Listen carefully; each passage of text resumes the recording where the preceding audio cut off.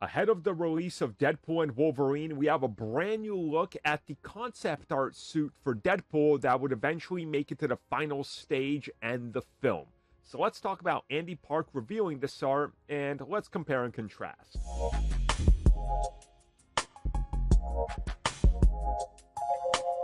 I was just gathering up a bunch of images to compare and contrast the suit to the other ones, but we don't really need to do that because everybody kind of knows and has seen these changes. So what I'm going to do is just bring up the concept art on here, and you guys can look at it, and obviously we're going to talk about what we're seeing here. But since we've already seen it move around in live action and what we have seen so far, this is obviously, well, what contributes to that, right? It's the concept art done by Andy Park, who you guys can find on Instagram, his website, and he has a lot of Marvel Studios stuff because he's a frequent contributor to them. So many times we see designs like this and they're the final ones. And what we're seeing here is pretty close to final design for Deadpool and Wolverine.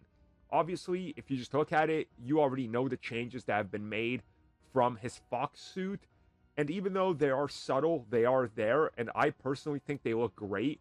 You know, obviously the brighter reds are a key here, but also, you know, we see the katana in the middle, which looks pretty awesome, but also we kind of get, I would say, a more detailed look at like the patterning and the straps and like the material. Yes, it's concept art, but again, you kind of understand that he's conveying what it's made out of. If you have ever looked at those art books where they describe in their mind how they're drawing and what they're envisioning, I could see that here. You know, he knows what he was going for. Of course, you still got that Deadpool bandolier coming across the chest. You got the pouches and everything. Again, it's not too far removed from what we got before, but it's just different enough that you can notice it.